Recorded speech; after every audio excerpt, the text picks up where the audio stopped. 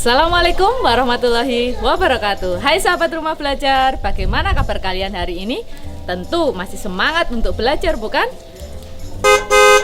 Ups, suara apa itu tadi? Apakah sahabat juga mendengarnya? Menurut sahabat, mengapa kita bisa mendengar suara tadi? Yuk kita cari tahu. Manusia dibekali oleh Tuhan Yang Maha Esa indera pendengaran. Indera pendengaran manusia yaitu telinga.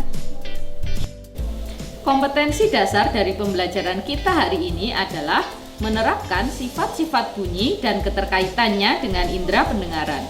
Indikator pembelajaran kita adalah 1. Menunjukkan bagian dan fungsi indera pendengaran pada manusia.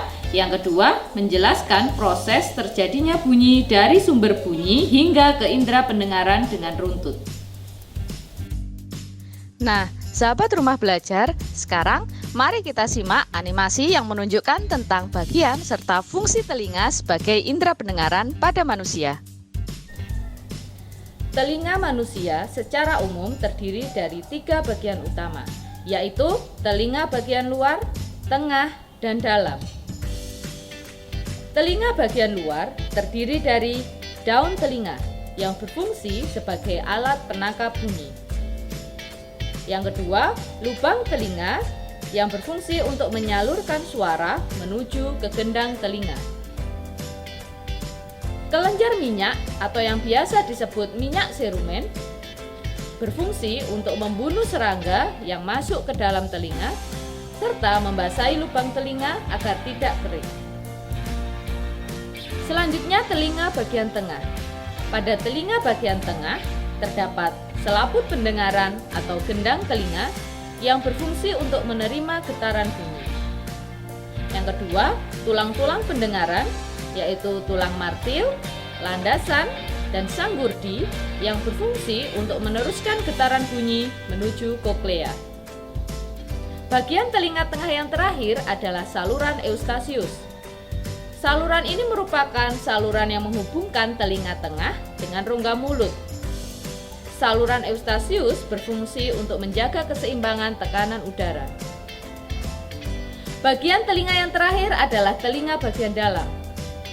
Pada telinga bagian dalam terdapat saluran setengah lingkaran yang berfungsi untuk menjaga keseimbangan tubuh. Selanjutnya, juga ada rumah siput atau disebut koklea yang terdiri dari tingkap jorong dan tingkap bundar. Rumah siput atau koklea berfungsi untuk menerima getaran bunyi yang akan disalurkan menuju ke otak. Sahabat rumah belajar, kalian tadi sudah belajar tentang bagian serta fungsi telinga sebagai indera pendengaran pada manusia. Sekarang, mari kita melihat animasi yang menunjukkan tentang proses pendengaran pada manusia. Proses terjadinya bunyi dari sumber bunyi hingga ke indera pendengaran. Telinga dapat mendengar bunyi jika ada gelombang bunyi. Gelombang bunyi ditangkap oleh daun telinga, kemudian masuk ke telinga melalui lubang telinga. Selanjutnya, gelombang bunyi merambat menuju gendang telinga. Gendang telinga yang terkena gelombang bunyi akan bergetar. Getaran ini akan diperkuat dan diteruskan ke tingkap jorong oleh tulang-tulang pendengaran. Getaran tersebut akan menggerakkan cairan limfa di dalam koklea. Getaran ini juga mengakibatkan tingkap bundar bergetar keluar masuk untuk meredam pantulan. Gerakan cairan limfa dalam koklea akan menggetarkan ujung-ujung saraf pendengaran. Saraf pendengaran akan mengirimkan informasi ke otak. Dari hasil pengolahan di otak ini, akhirnya kita dapat mendengar bunyi atau suara. Sahabat rumah belajar, itu tadi penjelasan tentang bagian, fungsi, serta proses pendengaran pada manusia. Tetap jaga kesehatan telinga kita sebagai indera pendengaran. Perbanyak mendengarkan informasi untuk menambah wawasan kita.